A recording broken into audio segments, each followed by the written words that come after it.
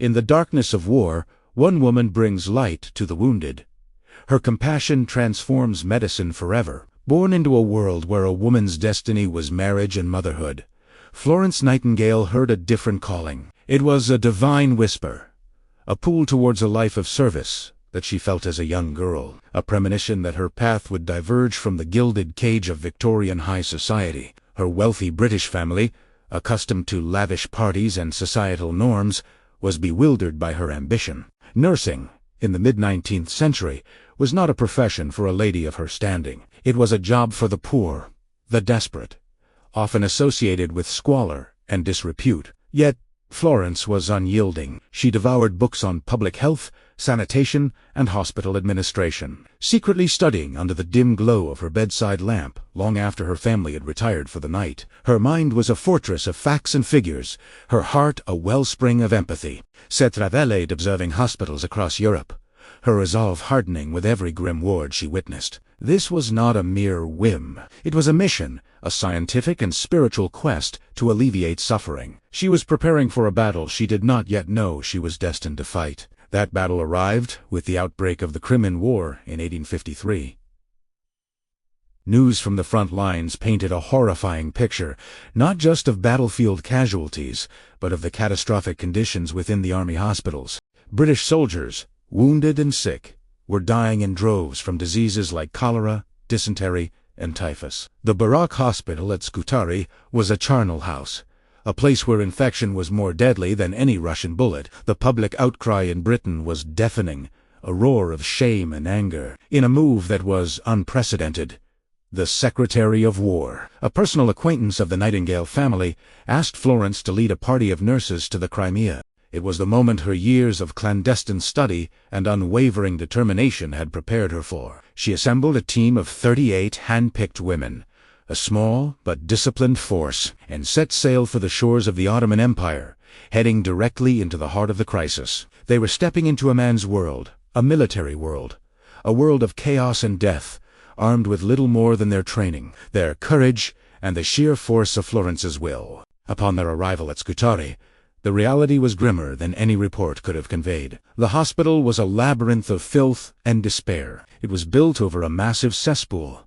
poisoning the very air the men breathed. Patients lay on straw pallets on the floor, still in their blood-caked uniforms, packed so tightly that a person could barely walk between them. Rats scurried through the overflowing wards, and the stench of infection, gangrene, and human waste was overpowering. There were no basic supplies, no clean bandages, no soap, no basins, not even enough food. The military doctors, overworked and entrenched in a rigid, bureaucratic system, were initially hostile, viewing Florence and her nurses as unwelcome intruders, meddling in their affairs. They refused her help, determined to maintain their authority in the face of this civilian woman's audacity. For weeks, the nurses were forbidden from even entering the wards, forced to watch helplessly as men succumbed to preventable illnesses. But Florence Nightingale was not a woman to be deterred by bureaucracy or pride. She was a force of nature, a brilliant administrator cloaked in a nurse's uniform. While waiting for the doctors to relent,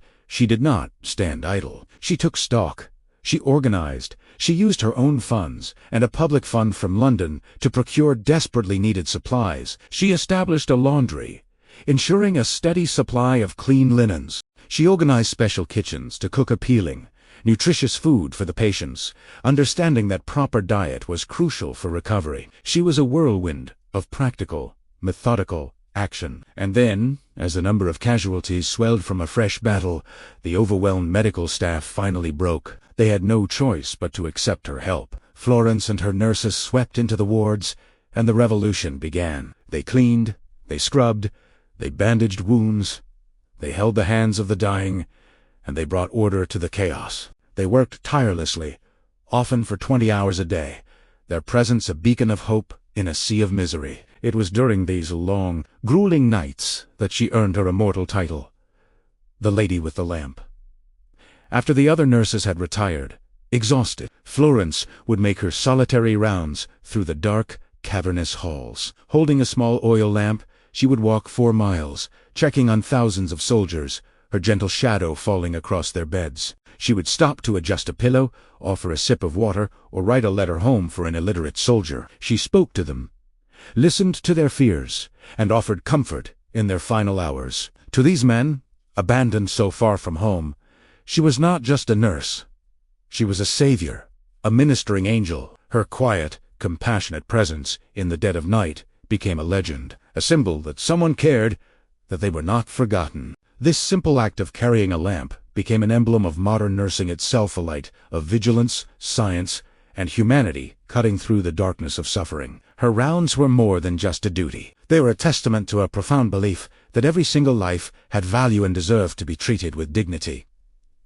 Florence was more than just a compassionate caregiver. She was a brilliant and pioneering statistician. She knew that to enact real, lasting change, she needed more than anecdotes and emotional appeals. She needed data. She meticulously recorded everything: mortality rates, causes of death, the impact of sanitation, and the effects of diet. She was a data scientist before the term even existed. When she returned to England, she was armed not with opinions, but with irrefutable evidence. She understood that columns of raw numbers were unpersuasive to politicians and the public. So, she invented a new way to visualize this data.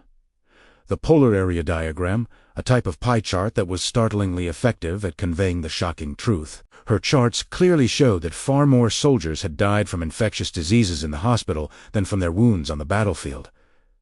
This visual evidence was a bombshell. It was impossible to ignore. She presented her findings to Queen Victoria and government committees, using her statistical proof to lobby for sweeping reforms in military healthcare and hospital design. Her work fundamentally changed how data was used in public policy, proving that statistics could be a powerful tool for social and medical reform. The legacy of Florence Nightingale extends far beyond the wards of. She became the most famous woman in the Victorian world, but she shunned the spotlight, choosing to continue her work from the quiet of her home. Frail from the chronic illness she contracted in Crimea, she became a prolific writer and tireless campaigner. In 1860, she used the funds raised in her honor to establish the Nightingale Training School for Nurses at St. Thomas Hospital in London.